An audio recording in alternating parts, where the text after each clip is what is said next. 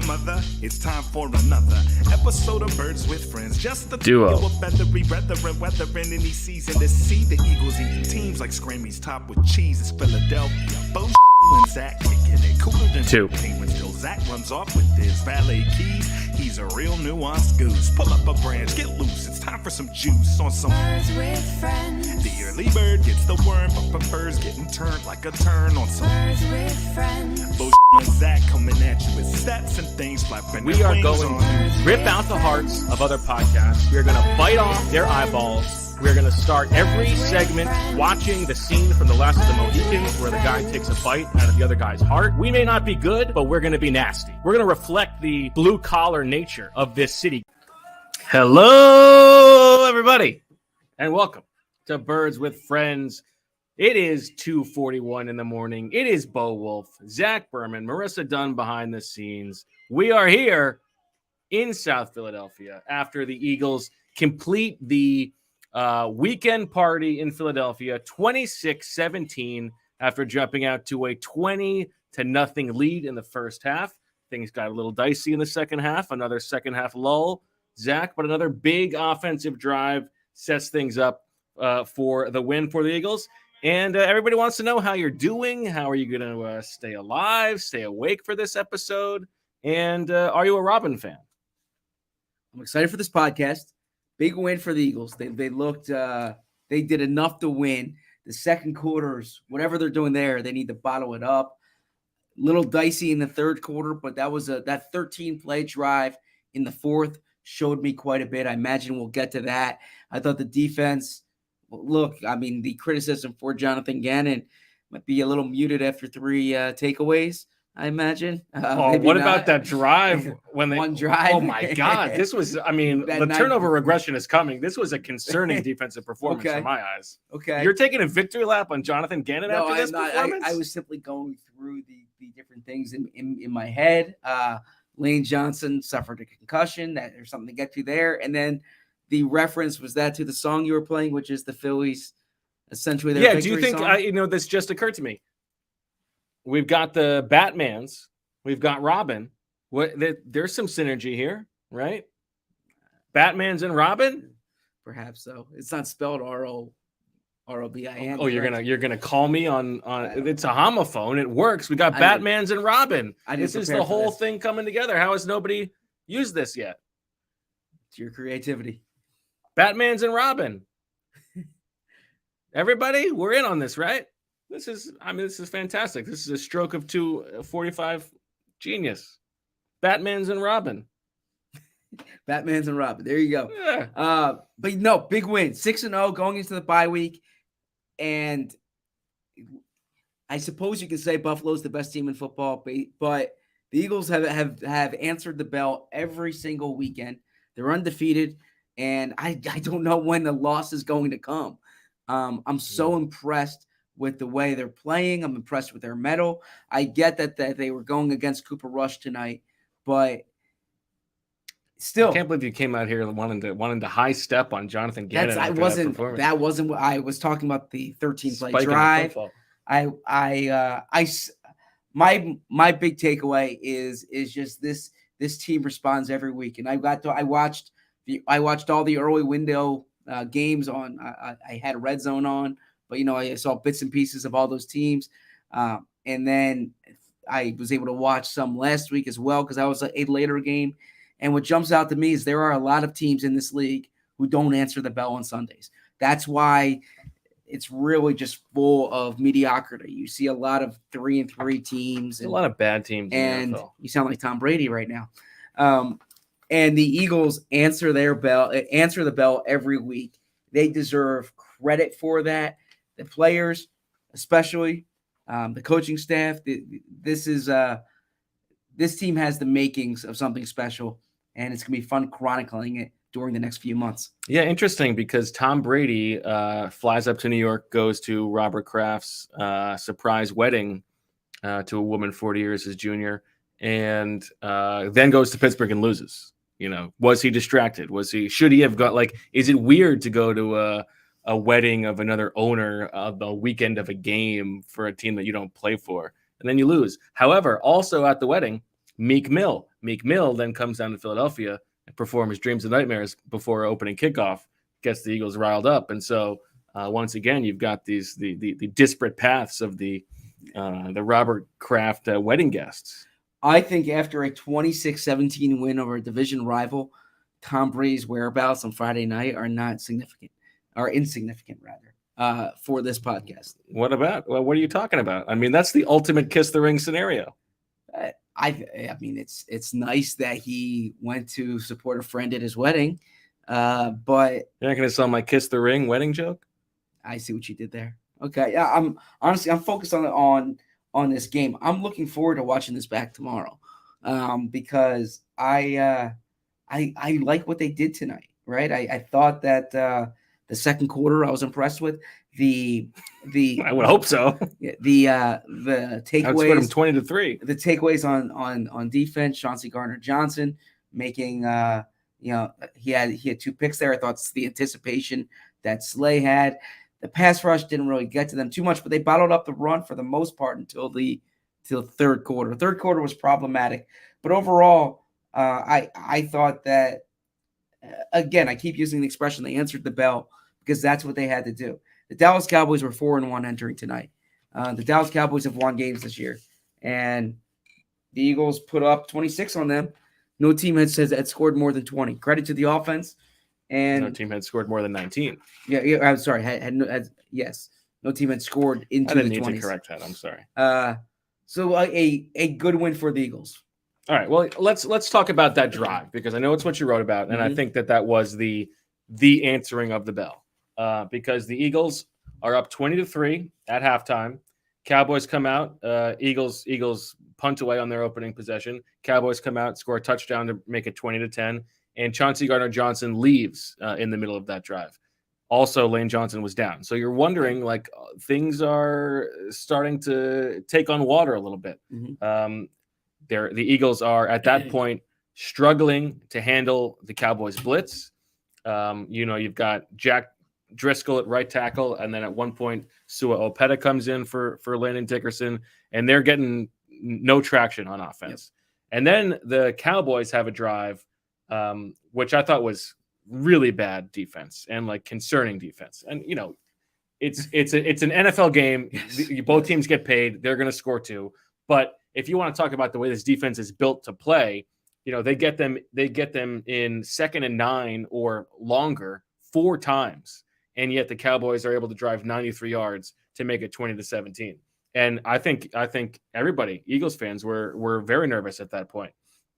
And just like they did last week in Arizona, the Eagles line up, and the defense knows they're going to lean on the run, and they lean on the run, and they go 13 yards for a touchdown drive, and they run on the first 11 of those plays.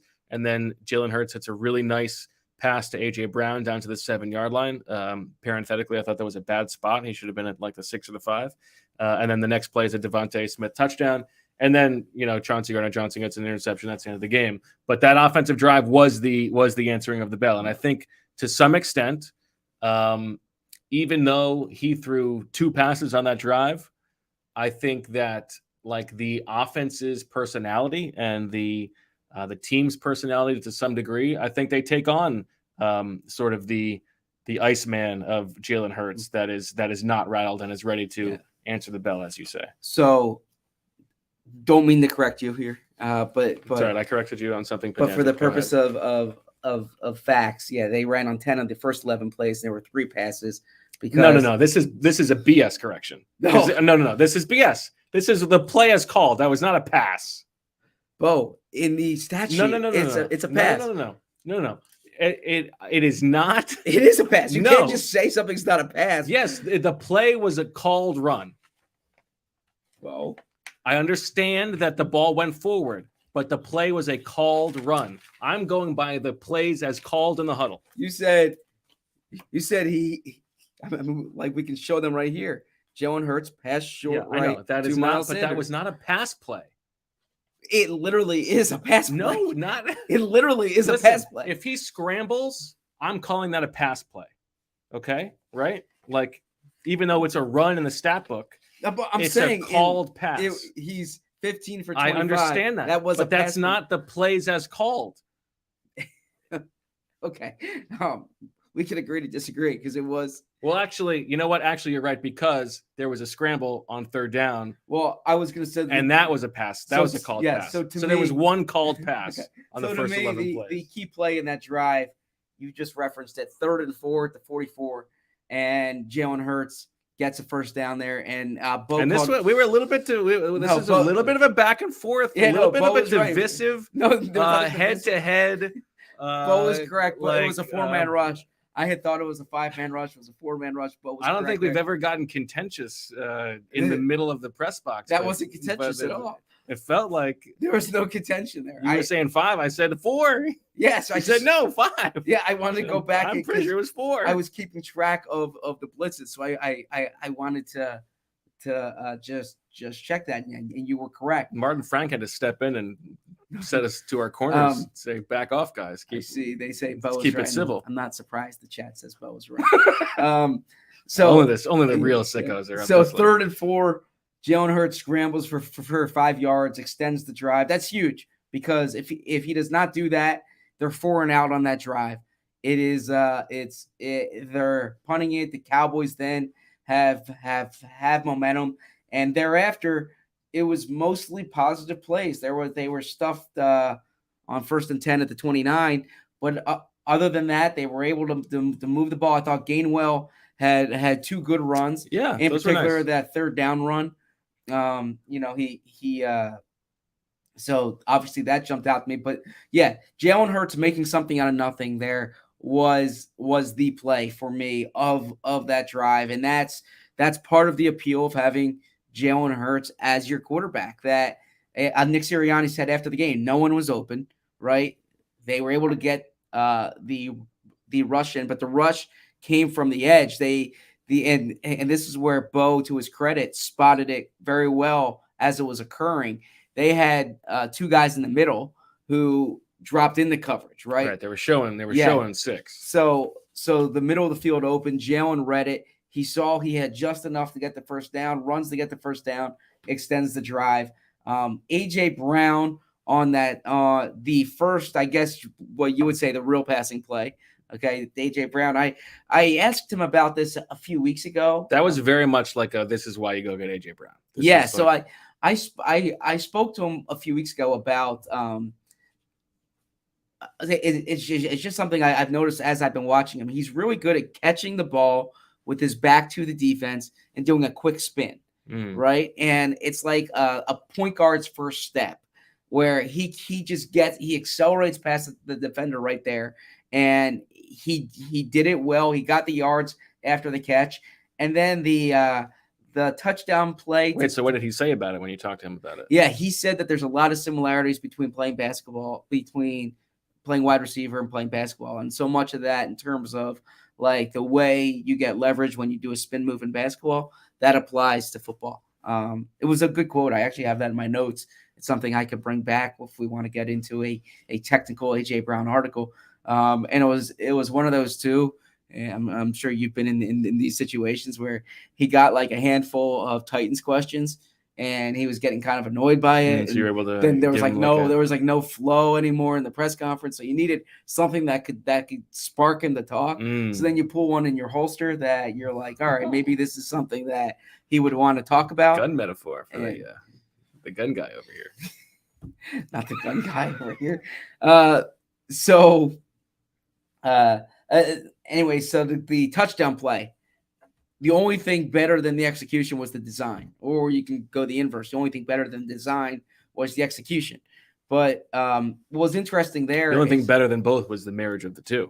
So they had, this is something you don't see. I wouldn't call it a pistol because he was lined up in. I'm telling you, the guy's a gun nut. He was lined. I'm definitely not a gun nut. He was lined up. Jalen was lined up in the traditional shotgun spacing, but Miles Sanders was behind him. Usually, you see the running back to the side of him, right? So the running back was deeper there. They had more of the traditional play action than kind of the RPO play action or the tucking it away. So the play action, Jalen runs to his right. I don't know if he was reading the safety. I think the safety was Donovan Wilson there, if I'm correct.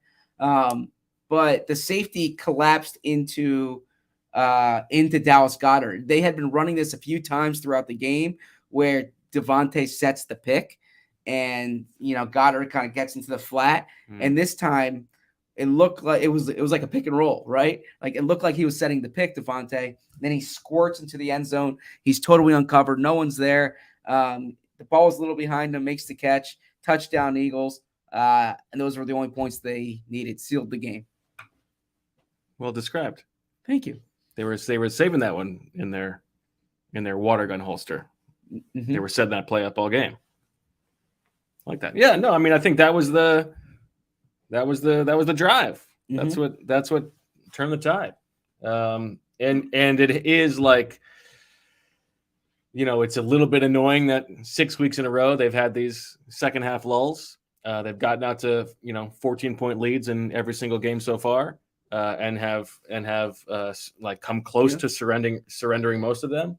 But it is also true that every single time they have been then forced to put a drive together to stop the bleeding, they have done so with the sort of exception of last week when they only got 3 points. And I know that Jalen Hurts talked about that, how he was disappointed they didn't punch it in last week, and he was glad they did it this time. Yeah, so I like what you said about the lull, because actually Sirianni had what I thought a fairly interesting answer about this. He says he always kind of creates situations in training camp when the offense is in a lull.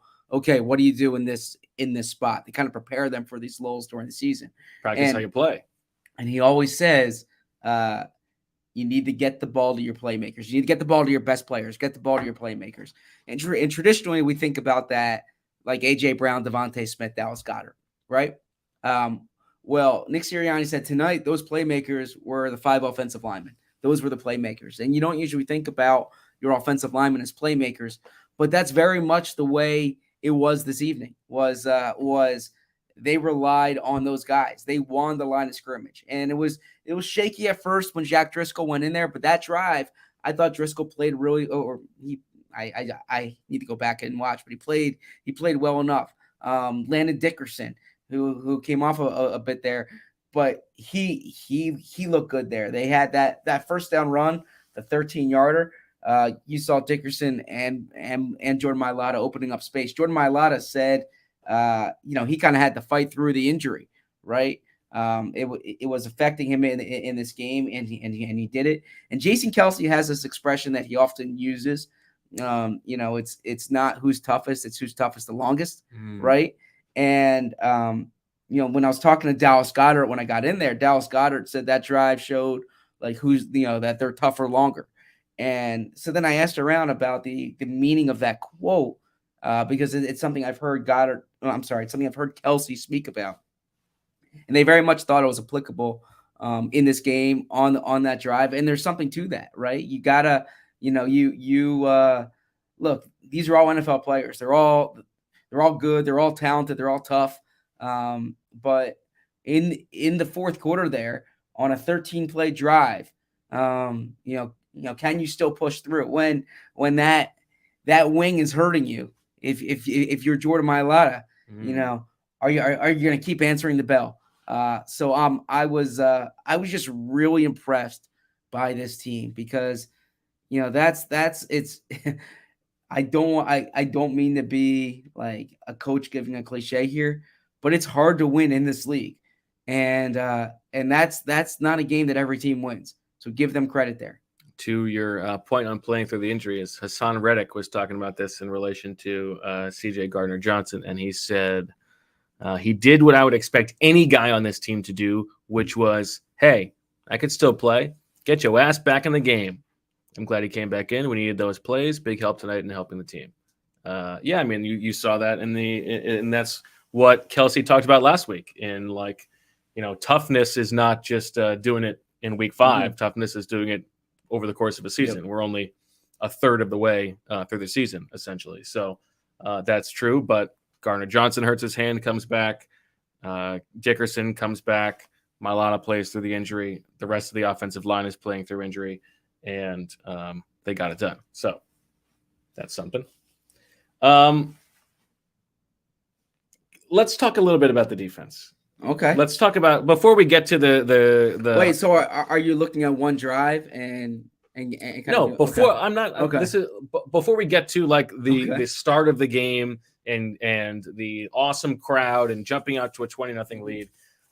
I mean, all week long we talked about how this game was going to be so much about like the script, and they got the perfect script. They got out to a 20-3 lead. You're forcing Cooper Rush to throw the ball. You get to play from ahead. You get to pin your ears back, and it's 20-3. And the Cowboys come out and score 2 touchdowns right away. And like I know that by design at that stage of the game, they're probably saying limit the big play, force them to drive down the field, but to not be able to get off the field at all when you've got them on 2nd and 9 or more 4 different times on a 93-yard drive was bad. And the Cowboys got them in just sitting in their static 4-down nickel defense. And like that was like everything that was wrong with the 2021 defense, because they were not blitzing at all. They were just sitting back in the zone and getting run over and then letting Cooper Rush get rid of the ball and get the ball out quickly and pick up first downs. It was really bad. I'm trying to pick up, find the drives look, here, I can't defend them there. like, I agree. I just, yeah, I mean, only turn up the heat. It's Cooper Rush out there. Yeah. So my only point though is that over the course of a football game, you're not going to be lights out every drive. The offense had a 5-play drive where they had -9 yards and a 4-play drive where they had 15 yards. Yeah, they did a bad job there too. So, but it's like your big takeaway from the offense is not how they looked in the third quarter. It's how they looked in that 13-play, 75-yard drive and the way they look. So, no, and obviously the defense gets credit for forcing 3 turnovers, but like in the guts of the game there, like, you know, you're not going to get to play Cooper Rush every week. And I mean, actually, the schedule is that they're going to get to play a lot of guys like Cooper Rush, like that hack Aaron Rodgers. But like, look at this first half. Number of drives. Oh, I'm sorry. Number of plays. 3 plays, 5 plays, 1 play, 4 play, 5 plays. They're doing a great job. They did not allow the Cowboys to go past the they forced the 41 until the field goal at the end. Yeah. So look, the defense needs to play better in the second half. No question about it. That 15-play, 93-yard drive was bad. The 9-play, 79-yard drive was bad. But overall, my takeaway isn't I need to be concerned with this defense. My takeaway is that the Eagles entered the game number 1 in turnover margin, and they had 3 takeaways today. That worries me. Like, though, I mean, it's awesome in the game, but it's like you know that as it's happening, it can't possibly keep up that way. I mean, it's that, you know, Marcus Epps has a key pass breakup, right? Someone who's been playing well this year. That, you know, Kaiser White was in on coverage. That like they're across the board, they're getting contributions from James Bradbury just continues to be one of the best cornerbacks, one of the biggest in the NFL this year. I feel like at this point, James Bradbury is like, your James Bradbury summer take is maybe eclipsing your Josh Sweat take. Why? Because like, I mean, the only thing is it shows that I can observe what's going on, but not strut about it, right? All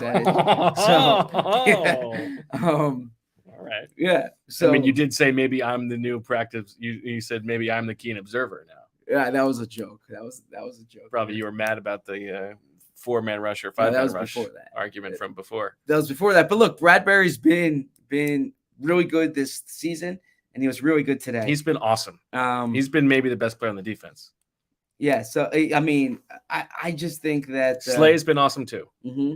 I mean, I think Reddick's been awesome for most of the year. Reddick's been awesome. He didn't do enough today, although he did have 2 quarterback hits. I do say like they got to get Jordan Davis on the field in 4-man fronts. Yes, it's like this is ridiculous. Agree.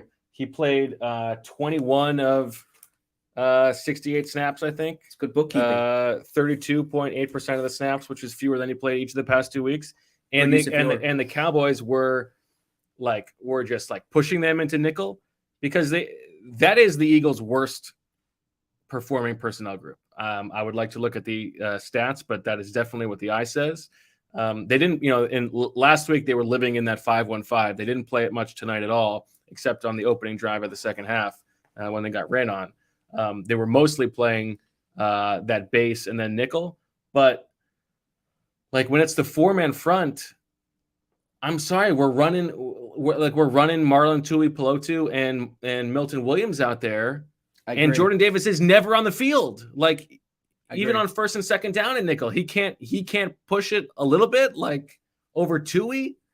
I'm sorry, yes. I'm what with did you you there. use? I mean, I know that this is part of a plan, and he's a rookie, and he's coming along slowly, and there's the and there's the endurance to worry about. But I'm sorry, this is your guy. Get him on the field.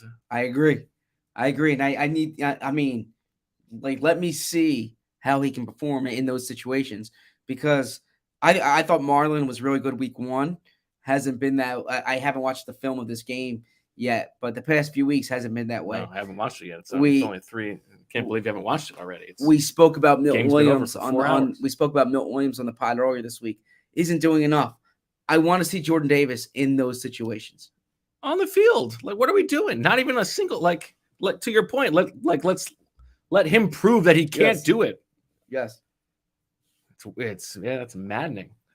Take a break, because we have 2 breaks this. I understand. We got a long way to go, Zach.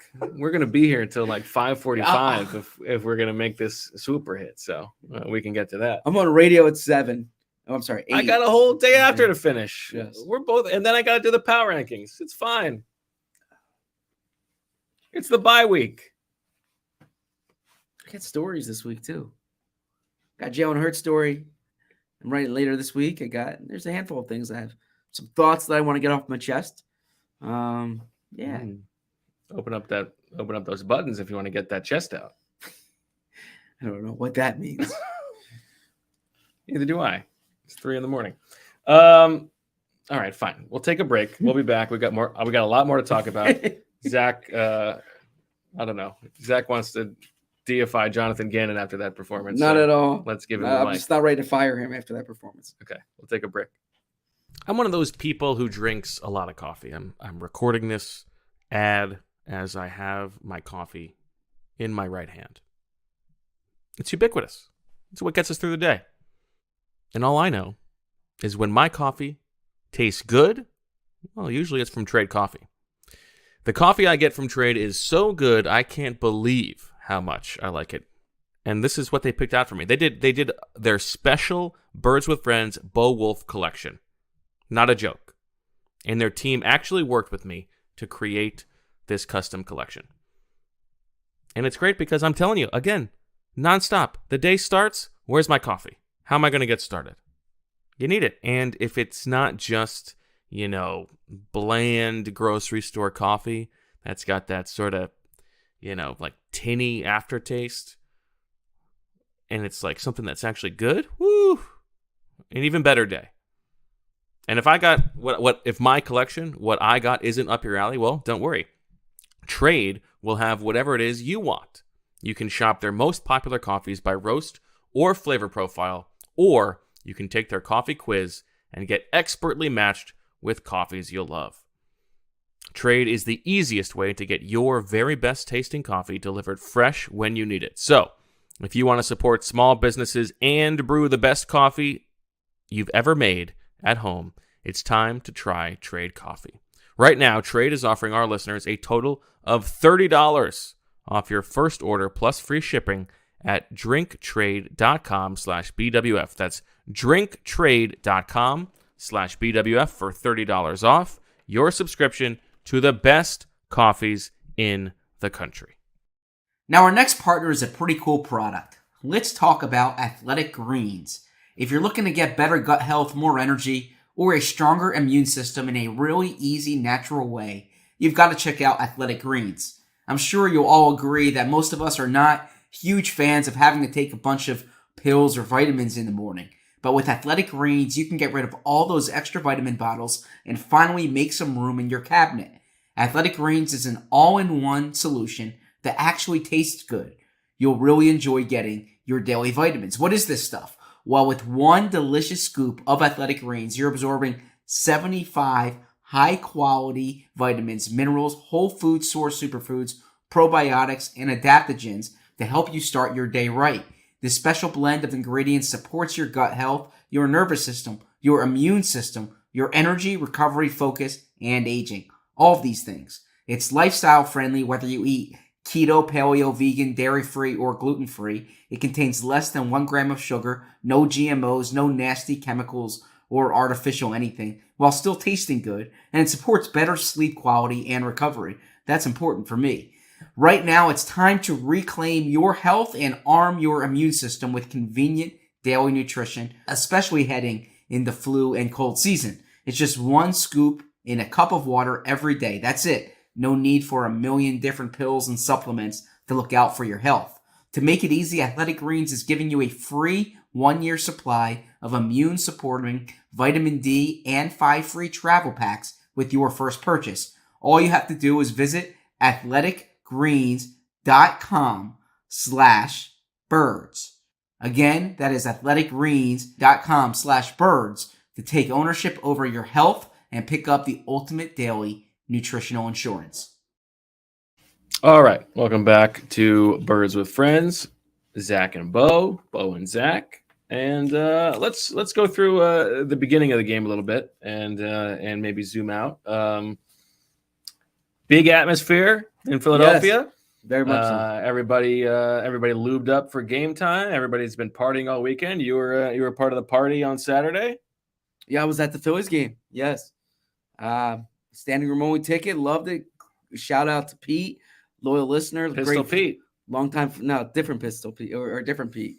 Paco is the nickname. Paco. Okay. But longtime friend and one of my closest friends. Paco Bell. Not Paco Bell. But yeah, I went to the Phillies game with him. Am I speaking out of school to say the thing that you've described to me about Pete? No, that's fine. You can say it. You've described Pete to me, and I hope Pete is listening. I hope he hears this, and I hope he takes this to heart. You've described him to me as the smartest person that you know. Yes. Yeah, stand by that. Shout out to Pete. Stand by that. Shout out to Pete. But yeah, went to this. So I was at the Phillies game, which was great atmosphere. Cool being in that setting. I mean, I think Marissa takes offense. Marissa's up there, but no, I mean, I covered the World Series. I did some playoff stuff here and there, but in like the be in the crowd, first time in a decade that the playoffs has been here. Mm. Yeah, you can feel the energy, you can feel the excitement. I know you were at the Flyers game. I have a question. Do you wear any Phillies paraphernalia? I did not. You got to maintain the but journalistic integrity. Yeah, but I have a Philadelphia Stars shirt. Okay. That I was wearing a hoodie, but I wore the Philadelphia Stars shirt underneath. Okay. I like that. Yeah. So I was gonna say you were at the Flyers game. Flyers, I did not expect them to jump off to the start of the season. They were but that's part of this great Philly sports weekend. And then you got the stadium was about a third full. They were playing the Phillies highlights and like live look-ins during the game, which was good. You got the Sixers starting this week. Joel Embiid was on the field tonight. This is an awesome time to be in Philadelphia, right? Like I was, I'm not going to name names here. Okay. I was having this conversation with some other reporters who were like poo-pooing it. And I was like, no, this is amazing. Like this is, if you're a sports reporter, you want to be in this situation. Like the interest is through the roof. There's an energy. There's an excitement. I was out and about a bit this weekend and just talking to like so many people are excited about this. This is so much fun. And I was trying to explain to Casey because we took the subway home from the Phillies game, and it was as like from the Flyers game, and it was as the Phillies game was letting out, and obviously everybody's chanting and doing stuff on the subway. And I'm like trying to explain to him, everybody in the city is happy because the baseball team won. And like it continues with the football team. He's still trying to understand that, but that's good explanation. It's like you walk around on a Saturday morning and at the playground, and like everybody's got Phillies or Eagles stuff on. Everybody's got a big smile on their face. That's all they're talking about. It's like it's hard to explain to someone not from here or to somebody who is 4 years old that like this is like the uplift for everything going on in the city. I don't know. And it continued, and everybody was celebrating and drinking on Sunday leading into this game, and it paid off, and especially in like the first quarter and a half when things were just rolling downhill, snowballing. I always say, like, in this job you become desensitized, but you don't become dehumanized, right? Like you appreciate what's going on in the city right now, and the thing I don't like is shout out to the sex bots. Quick trigger finger by Marissa. You're always worried about apathy, right? Like you never like at the worst thing you can encounter as a reporter from like the customers, from the readers, from the fan base. A loaded weapon is apathy. Oh. And right now it's like the antithesis of apathy. So it's great. And anyone who's tuning into this live at 3:17 a.m. Shout out to Josh Tolentino. I'm so grateful and appreciative of it. Is Josh on? There he is. Yeah. The answer is under. But the audio listeners will want to know that Josh asks, how many hours of sleep will Zach get tonight? Over under 2.5. The answer is under, but there's no complaining about it. This is the job. And it's good prep because we have primetime games coming up. 2 of the next 3 are primetime games after this. And I imagine there's going to be some flex games thereafter. So the Eagles force a punt on the opening drive. Then they punt themselves. Then the Cowboys punt. Then the Eagles score a touchdown. 75-yard drive. 15 plays, sort of a classic Eagles 2022 drive.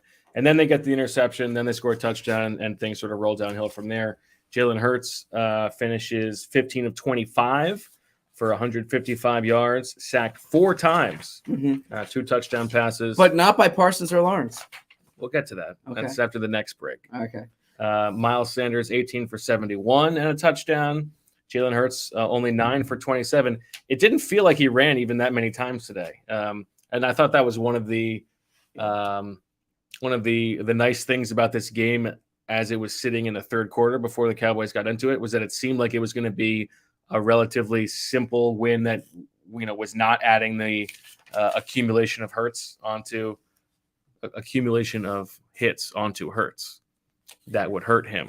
Yeah, to be honest, like when you look at the numbers, not a particularly impressive offensive game. Now this was not like because so much of it was short fields, right? And just getting things like it was the one drive, the first touchdown drive, and then the last touchdown drive, were basically their 2 real drives of the game. And still, they got it done. And AJ Brown, 5 for 67 and a touchdown. Devontae Smith, 5 for 44. Not much going on for Goddard and Stoll. Actually, Stoll had a nice 21-yard catch, longest catch of his career. But I thought that AJ Brown, this was like a good. They didn't have to throw the ball a ton, but when they did need a big play, they were able to go to him. And he made some nice plays. They had a couple of those. AJ Brown comes across the formation. They did it twice on 4th down, and they put Micah Parsons in a bind. The old adage, if you can't block him, read him. And it's Hurts there. Parsons has to decide what to do, and AJ Brown gets past him, and Hurts is able to hit him. And that worked twice. So, well said. All right. On the other side of the ball, Zach. Wait. As we're talking about the offense, should we? I was trying to give you something. Okay. Well, should we address the offensive line? Yeah, because I know that you're all about the Lane Johnson on and off stats. And yeah, but this one doesn't count. You could tell right away. Yeah. That Lane Johnson was down. Yeah, Lane Johnson, from at least what I could find in my email, has had 2 documented concussions in the NFL. 2017 missed the game. We all remember that Thursday night game in Carolina. And then 2019, he missed the Miami game, I believe it was. So those were That was a bad loss. Yes. Those were the 2 games that he missed. I wonder if we'll need an escort out of the building again tonight, as we did in Miami that night. I'm glad you said out of the building, because first I didn't know where you're going with it at first. Oh, what happens in Miami, Josh knows. But yeah, Lane. Hashtag mistress talk. Look, Lane is so good, and I thought Jason Kelsey. I mean, this is an evergreen statement. Jason Kelsey put it well, because he always seems to know the right words to say. And I'm happy that I'm not quoting Jason Kelsey in my story tonight. It's been too many times in a row. He's your Reese Hoskins. Yes. We were talking about how Reese Hoskins seems to be Matt Gelb's muse. So he was saying basically, shout out Gelb. Yeah. Shout out. Yeah. Make sure you're reading all Matt Gelb's work right now. It is awesome to follow the Phillies through Matt's words. It's great. We're lucky to have him at the Athletic. As I said last night, it's almost as if he's been waiting to write about the playoffs. He has been. Yeah. That's the joke. Yes. So Jason Kelsey, he said Lane's irreplaceable, and he said this isn't meant as like a knock on their edge rushers, because they have great edge rushers, but the Eagles aren't worried about another team's edge rushers when you have Lane Johnson on the field. Like he's that good. So good. And Jack Driscoll, he's probably the best player on the team. Yeah, and Jack Driscoll, who is he's a fine 6th lineman, right? And he's probably starting on some teams in this league. And there's just such drop off though from Lane to Driscoll, and that's no knock on Driscoll. It's so silly that Andre Dillard can't play right tackle. It's so silly. Mm-hmm. They got to have 9 active offensive linemen because this guy can't play the other side. Come on. Yeah. I mean, what are we doing? Yeah. It's year 4, dude. Yeah. No, I agree. And actually, a shout out to that. We're talking to Jordan Mailata on Friday, and he was talking about how this injury, he just couldn't do some things that he could typically do with his left hand, or I'm sorry, his right arm, and careful here. No, he gave the expression when he went from left tackle to right tackle that it's like wiping your rear end with a different hand. And so he kind of gave a shout out to that reference. So the longtime writers, or not the longtime writers, but the writers who've been around, they remember that callback. He did not need to explain it. And if you're there during a Friday locker room, you're someone who's been around a bit. But was there someone who didn't get it? No, that's my point. Okay, is that he didn't have to explain it. Okay, right. So Lane Johnson, and they announced it as a concussion. I know you were all over the fact that they used to announce head injury, and now they just come out and say concussion. So I don't know, maybe that's a league mandated change. But assuming that it is not serious and everything is serious, the bye is well placed. Well said. Good time to have it. Yeah. And I think they've got a chance to get some other guys healthy. It is, I mean, you knock on wood, because right now at 6-0, you look at the schedule, it seems very easy. And you start to just think that they have been so lucky health-wise so far. And, that's like, you want to just get through these easy games and not get kiboshed. So I see here in the chat, someone said Jeff Stoutland University, no comments, Bo or Zach. Do have a comment for you. We don't get to watch the broadcast. No, Zach has it plugged into his ear, and he's listening on and off. But so actually, it got brought up to Jordan, and Jordan's not listening to the broadcast either. So he actually, Jimmy Kemsky, shout out to Jimmy, asked Jordan about Jeff Stoutland University, and Jordan at first didn't realize why he was asking it, and then it was brought up that on the introductions he said Jeff Stoutland University, and he got a kick out of it because he did 2 takes. And he did Jeff Stoutland University and he did International University, and so he didn't know which one they were going to use, right? So So he said that's good to hear. But yeah, he said he did get trained in the Jeff Stoutland University. A quick note to anybody who is still up and watching this live. If you left a set of keys to your Honda in the press box, please report to the stats crew. That message was announced 3 or 4 times during the game. Kind of funny. I mean, I got to think. That's a joke just for you, Zach. And Josh, if you still watch, Yes. if you still watch it. Yeah. So, what were we going to say? No, when they say someone lost their keys, or I think the first thing someone does is probably check to see if they still have their keys. So by the 4th announcement, I'd be pretty embarrassed if it took 4 announcements for me to realize I didn't have my keys, right? Only when they said Honda. Yeah. So here's something that just occurred to me, Zach. Mm-hmm. You know the song, the Philly song? Yes. Robin, right? And you've got the 3 Batmans with the Eagles. So you've got Batmans and Robin. What do you think about that? Yeah, I heard that at the top of the show. Okay. Mm-hmm. 3 unsportsmanlike conducts on the Cowboys. Yes. In this game. One got Nick Sirianni fired up. One got Nick Sirianni fired up. What did he say about it afterwards? Yeah, so he said he always defends his guys, right? And he brought up Jalen Hurts. He was seen saying like F you, game's over or something like that. Yeah. Or now it took some lip reading there. Jason Kelce actually, if you recall, Jason Kelce got tackled after the play. That was one of the personal fouls there, and he didn't want to get into it. Number one, and he also said like how much respect he has for the Cowboys defense. That they were playing to win, right? And they were frustrated, obviously, by the situation. Like he didn't seem miffed by it, but the player, like I was watching the sideline, and they had to, they had to be held back almost, right? It was like an NBA fight where it's like you and me in the press box over the 4 or 5 man rushes. There was you are completely overstating this. But Ted Rath, the Eagles head strength and conditioning, sports performance coach, the wrath of man. He was very quick to get there and to hold him back. It was like Jeff Van Gundy in the Knicks Heat series back. He was holding on to his leg. Not that, but Van Gundy was quick to do that. You see that in the NBA now. In the NBA, you get fined if you go onto the court. So the assistants are quick to do that. But Nick Sirianni said, you remember what I was like in the Jets preseason game.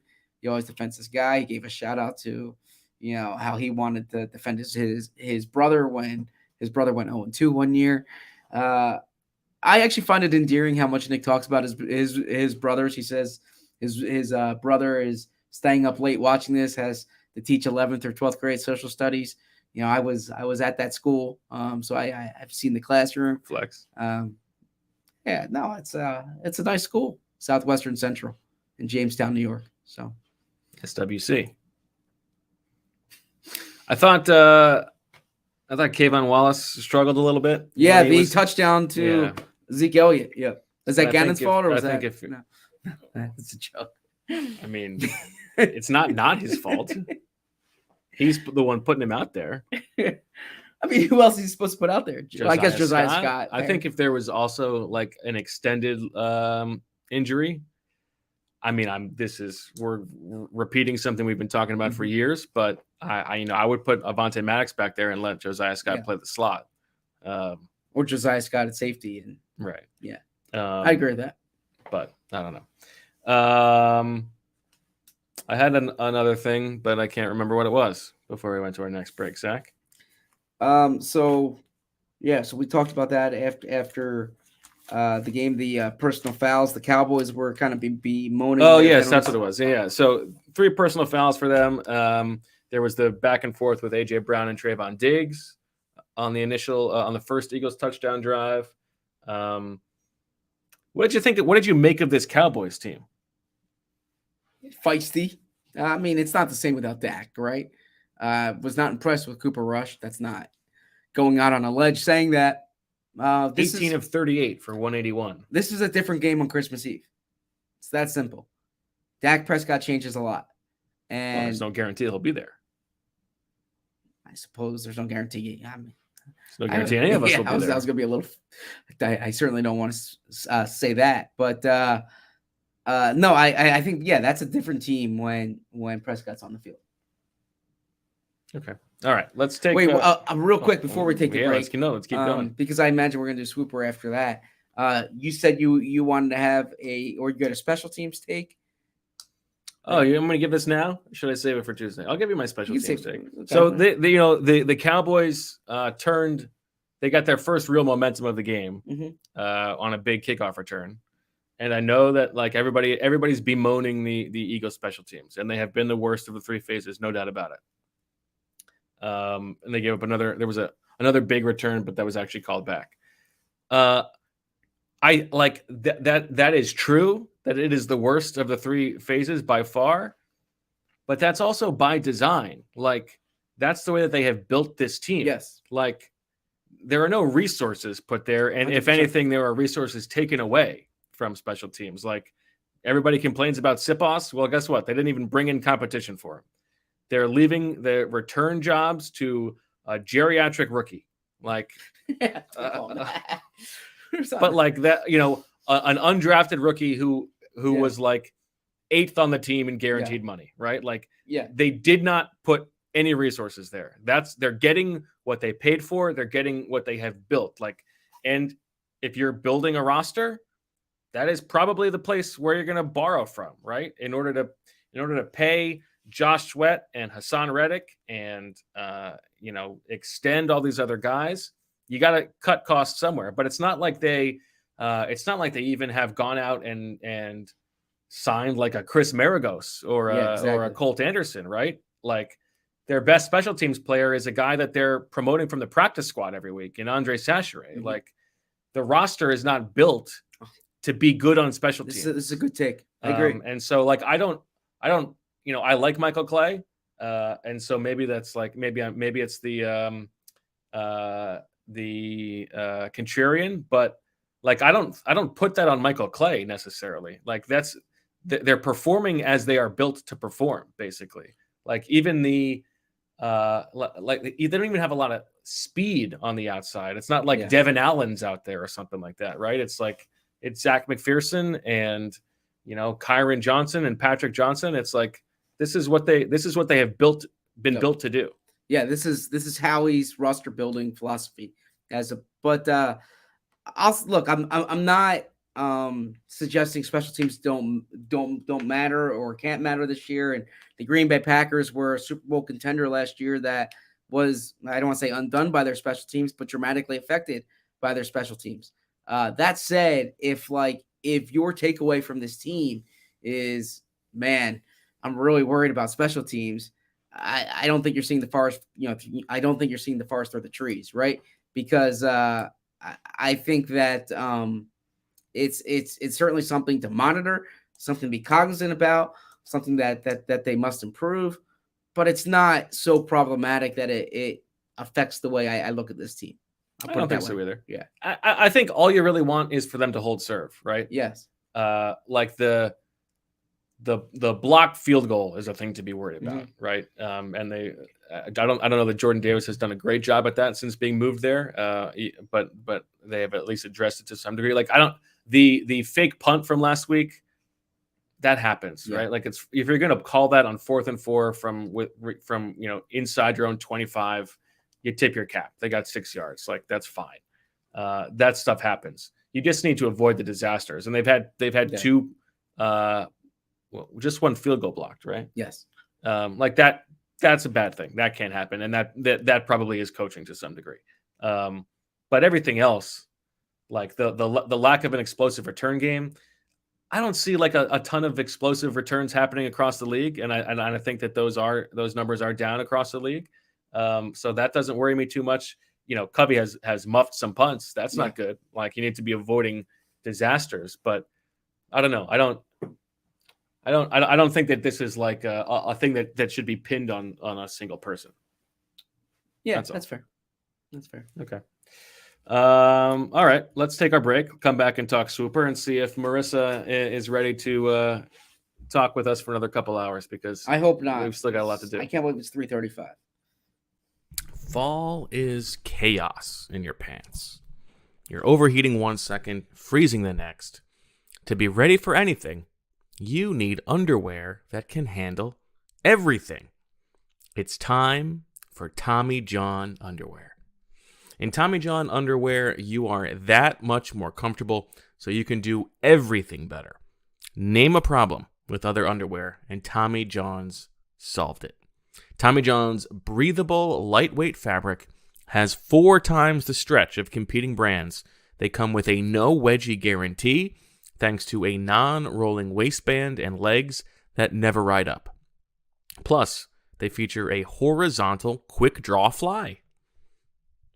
And Tommy John loungewear is guaranteed to fit perfectly with comfy, non-piling micro-module fabric, meaning no lint balls or fuzz, into luxuriously soft tri-blend fabric with flexible 4-way stretch. With over 17 million pairs sold, people love Tommy John underwear and loungewear, and that's why Tommy John doesn't have customers. They have fanatics. And listen, all of this sounds like, inside baseball mumbo jumbo about the underwear, but I'll tell you this is true. Tommy John's sent me a little sample, put it on once, was comfortable enough that when I was packing for my trip to Arizona, I saved the Tommy John underwear to be the last, to be the one that I could wear on the red eye back. Okay, so you're going to be on an uncomfortable plane. You need some sort of thing to make you feel a little bit comfortable. You know what I did? I saved my Tommy John just for that, and it worked out well. I feel like that's as big of a endorsement as I could possibly give. So go to TommyJohn.com/athletic right now for 25% off loungewear and sleepwear. 25% off loungewear and sleepwear at TommyJohn.com/athletic. TommyJohn.com/athletic. See site for full details. Football season is so busy in our house, and the last thing I want to do is go to the grocery store. That's where Freshly comes in. Freshly's got lunch and dinner covered, with fresh-made meals delivered right to your door. And now, for a limited time, you can unlock exclusive end-of-summer savings and get $125 off across your first 5 orders. Freshly is so great because I don't have to worry about eating healthy and nutritious meals. They're delivered directly to my door in between pods or going to games. It's perfect for my crazy schedule this time of year. Get delicious, nutritious, prepared meals delivered right to your door. Fresh, not frozen, and ready to enjoy in just 3 minutes. No cooking, no dishes, no trip to the store. How awesome! Freshly fits in your lifestyle with plans tailored to every dietary preference. Choose from our signature collections or try their many gluten-free, obviously my favorite, dairy-free, plant-based, carb-smart, and calorie-conscious menus. Always perfectly portioned, whether you're shopping for one or a whole family. Skip the grocery store and dirty dishes without relying on frozen dinners or takeout. Meals arrive fresh every week, so there's always something new to try. And now you can try Freshly and unlock huge savings across your first 5 orders. Having one less thing on your plate never tasted so good. Take advantage of Freshly's sale and score a special deal, $125 off your first 5 orders at freshly.com/birds when you order today. That's freshly.com/birds. Freshly.com/birds for $125 off your first 5 orders. All right, back on Birds with Friends, Zach and Bo. Zach, anybody of interest in the house tonight that you'd like to discuss? Anybody who was announced before the game? Joel Embiid was in the house. Mike Trout was in the house. DJ Jazzy Jeff.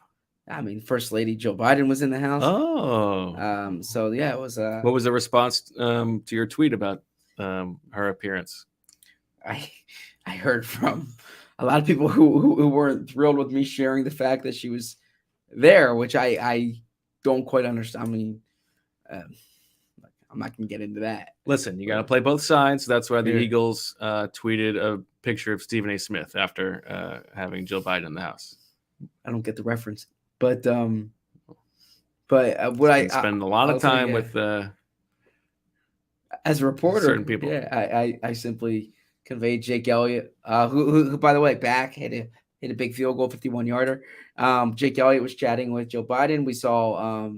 What do you think is going to happen to Cameron Dicker now? Maybe he gets signed somewhere else. I mean, it's funny to me. I should say funny to me. Years down the line, like if you're the Arizona Cardinals, I was reading today. They were afraid. I didn't watch that game. I was watching more of the Chiefs Bills here. But like Kingsbury was afraid to kick with, I guess it was still Amendola, but they bypassed the chances at like 38-yarder and 41-yarder. If you're that worried about your kicker, why don't you just sign Dicker? He beat you last week, right? He was available. He was on the practice squad. Yeah. There, someone said Arizona should sign Dicker. Okay, appreciate it. The truth. Yeah. Loyal listener. Thank you. And Chad says that he met Marissa in 2008. Hosted her in his campaign office. Nice person. We agree. Marissa, you want to hop on? I'm ready. All right. So, big week. Actually, not that big of a week of Swooper Sarcastic, just a one-pointer at stake, but still a big week. Every week is a big week. Every week is a big game, as Devontae Smith said after the game. So, Zach, you only had 2 balls up in the air, but they were good ones. And as Chauncey Gardner-Johnson said in his locker room after the game, I thought when he said this, that this would be worth remembering for certain of our sponsors. You know, he had both the interceptions that he had, and he was also given like a defensive player of the game thing from the TV crew. And he started shouting, "I need a bag for all my balls." And trying to make people laugh. So there you go. Your balls, Zach. Jordan Davis plays more snaps than the Cowboys have running plays. Felt like this was going to be a good one for you. Jordan Davis only played 21 snaps, and the Cowboys ran 26 times. 26 times. The other one, the Eagles defense forces 2 or more turnovers. You got that from the Dutch auction, and you hit that. They got 3 turnovers. And, you know, Zach likes to play it coy. Like he's all about the game on the field. Swooper Sarcastic is just a bother to him, something he has to get through. But he knows exactly what he needs every time. And the second that second interception happened, he was chest out, flex on the biceps, and then kissing the flex. That did not occur. But yeah, if as I've said to Marissa and Bo, if something's written down, I remember it. Part of my issue with Swooper is when the rules are said out loud as we go, I'm not processing it the same way, especially when it's like hour 40 of a podcast. Right now we're doing a 3:43. If you gave me rules an hour into this, I probably would not recall. If you simply gave it in front of me, it's easy for me to remember. So I learn better by reading than by hearing. Okay. I was like that in college too. Lectures, I wouldn't remember all the lectures, but I could just read a book and remember what I read. I'm like that too. I don't know. I didn't hear what Marissa said. She says she's like that too. Yeah. What book are you reading these days? What book am I reading these days? I just got Judd Apatow's most recent book where it's like interviews with different. No, it's like interviews with different comedians. I'm enjoying that one. And as a fan of comedy. And then I'm eager to read Tyler Dunn's book. That's going to be my next one. Tyler Dunn's book on tight ends. Eager to read that one as well. Okay. Marissa. Blood and Guts, it's called. Nice. Marissa, DeMarcus Lawrence and Micah Parsons combined for fewer than 1.5 sacks. You nailed it. Check. So you're tied with Zach. A quarterback sneak fails to get a first down or touchdown for either team. Did not happen. There were a couple close ones, but did not happen. Jalen Hurts attempts fewer than 30 passes. He got this one for 13 turkeys, the highest priced item of the week. And you nailed it. Check. 25 passes. Well done. For Jalen Hurts. So you take out Zach. And then you also had NBC shows at least 2 separate shots of people cooking cheesesteaks. It looked to me, I saw that we got a shot of Pat's and Gino's exterior. We didn't get any cooking shots. Is that correct? Not that I saw, and nobody tweeted at me, so I'm assuming that one did not happen. Okay, and you got the Eagles win the game. Check. So you got 3 points. Well done. Tough to beat. I had a defensive or special teams touchdown is scored in the game by either team. Didn't happen. Cooper Rush has a better quarter or passer rating than Jalen Hurts. Definitely did not happen. Didn't happen. The Eagles score more than 2.5 points per drive. I believe that did happen. 9 drives, 26 points. It's like 2.8 points per drive. So that's one for me. The Cowboys convert more third downs than the Eagles. That did not happen. And then the minutes after midnight that the time of the postgame podcast ends is greater than the Cowboys' yards from scrimmage. The Cowboys had actually quite a productive 315 yards from scrimmage. 315 yards from scrimmage. So 315, so 60 minutes in an hour. That gives you 5 hours. So 515 is how long we have to go in order for me to get this point. That's only another hour and a half. That is easily done. We've got plenty to talk about. My daughter's going to be up in 2 hours. Yeah. And she's going to be able to open her eyes, put on YouTube, and see her dad sitting in this room with me. Marissa, if you only had 2 points, I know. I would push it, and I think we could get it done. But because pushing it would still only get me second place, and there are no points for second place. So you guys have been complaining about the rules. The scoring system is saving you tonight. Well, I think Zach should have to give me some of my turkeys back because I bid so much for that one and didn't make this podcast go to 5:15 in the morning. He should give me some of my turkeys back. Marissa makes a good point. You owe her turkeys. And his eyes raise because the thought of giving up turkeys is a because if is a- I is a didn't pleasure have to that his heart. one right now, Because if she didn't have that and if she didn't have 3 points, then we would be pushing forward. So you owe her to some degree. Well, thank you. Number one, if I did not surrender that, I would actually be tied here, right? So it's true. I actually, true. I'm carrying over 17 turkeys, but I was kind of counting on this being a tie all around. My strategy didn't work as effectively because next week's only one turkey or 2 weeks from now, rather. There's only 1 point at stake. I was hoping for a 2-point week that could try to get me back in. But that just puncher's means you're chance. going to keep your turkeys next week. Yes. True. So Yeah. We're not playing but bye weeks, anyways, Swooper? Marissa, congratulations. You're on the board. Yes. I'm so excited. I needed this. It's good. Yeah, tough day. Yeah. The Yankees won though. So Yankees won. How are we feeling? good. I was a little If it's sad. the bye week, I guess the World Series, we couldn't get Yankees Phillies until next week when the Eagles would be back. And if it's Yankees Phillies, I am coming to Philly and we're going. We'll do a watch 100%. party. Yes. 100%. I think that's a good idea. Yeah. I'm in. Okay. Oh, did you see that video of the? Obviously, you saw it. The Yankees, whatever that like live watch along was from game 3, when like they're watching the game-winning hit. That was pretty funny. Yeah. Not funny in my eyes. The one where, no, not great. That was probably on me. Tuesday. What? Listen, the more you protest, the more we're gonna push. I want to know real quick because when I saw this, this was just right up like Bo's alley. What Bo thinks about Tennessee crowdfunding for new. Oh my God! Good question. Pathetic. That was some of the most craven. That university has been like so bad for so long. Their fans finally get something awesome to celebrate, and they're crying poverty. This like $1 billion organization. I'm sorry I did this to Zach at this hour, but as soon as I saw that, I'm like, pathetic. I meant this to make a has joke Bo about written this. all over it. I meant to say something like the Eagles are crowdfunding for, I don't know, a Meek Mill's next concert for next week, in 2 weeks when the Steelers come back. I don't know. Pathetic. Absolutely pathetic. You got to be kidding me.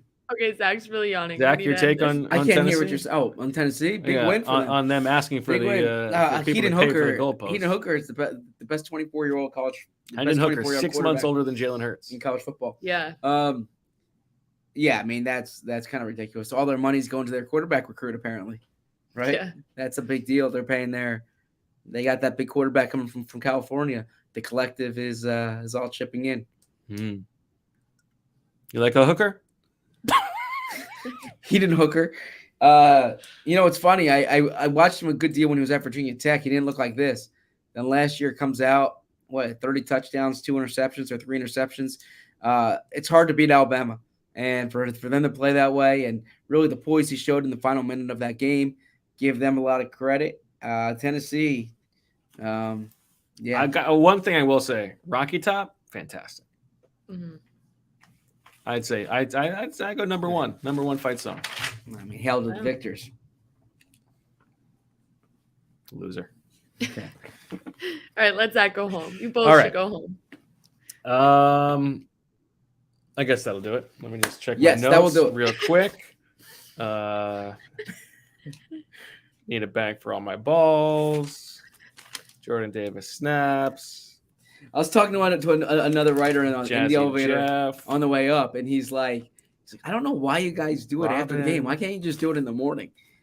And I'm like, that's a great idea. I mean, have you met Bo? So The whole point of the podcast is this is a moment in time. We're reflecting the emotions of the post game. Any jabron can do a podcast the next day. What is it? What skill does that take? you want optimum performance. We're giving you blood and guts, Tyler Dunn. Doing my best. We're giving you everything we got. Just like the players on the field. We're warriors, just like them. I bet on our drive back, we'll pass some of the coaches going into the office, right? That'd be a good story. All right. Getting a fender bender No. Hope with the not. coach. I hope Go in not. the other direction. Fender Bender at 4 a.m. is Oh my god, tough. yeah. Yes. It's not good. Okay. All right. Well, the Eagles get it done. They're 6-0. Everything is working out. We can talk about that on Tuesday a little bit. I think it's part of my Chauncey Gardner-Johnson spin is that, when you sign all these guys, you expect that, some of them are only going to be. Hey, how's it going? We're just wrapping up. Some of these Security guys just came are going to be 80% of what you expect. Not everybody's going to hit. And right now, everybody's hitting. Chauncey Gardner-Johnson is. The security people looked at us like, what the heck are you guys still doing here? But then they said, take your time. So we've actually got a nice long runway here to maybe make it to sunrise. Chauncey Gardner-Johnson started slow, 3 interceptions in the past 2 games. Hassan Reddick has been better than you could have even expected. What? Oh, I can't talk football now? You're going to roll your eyes? I can't talk football? I can't talk roster construction? Everybody's been better than expected. Kaiser White's been better than expected. James Bradbury, your boy, has been better than expected. Everybody. We'll get to it on Tuesday. God, I thought you were a football guy. I thought we could talk ball. I love ball. I know ball. Apparently not. You're just a Johnny come lately. Come in, get your paycheck, and get out. That offends my sensibilities. Thank For you. who? For what over here? For you, the listeners. That's why I'm doing this. I appreciate everyone listening. I appreciate Marissa producing. I appreciate you hosting. And look forward to the pods coming up this week. All right. Eagles are 6-0. They win. Whatever it was, 26-17. 26-17. For it was also, we should just say, big implication on that field goal at the end, right? 6.5-point spread. They missed the field goal, so the bettors delighted in that one. Did you? I picked actually the Cowboys to cover, so no, I You missed keep that trying one. to split the middle. Yep. All right. You can't. You know what? You can't always play both sides. Tell me about it. All right. So for thanks for everybody for listening. Shout out to the sickos in the chat, even the guy who is on mushrooms for some reason at 3 a.m. Respect for that. So we thank you for listening. For Marissa, for Zach, for Jill, I'm Bo. Thanks for listening. We'll talk to you on Tuesday, probably. And as always, we love you.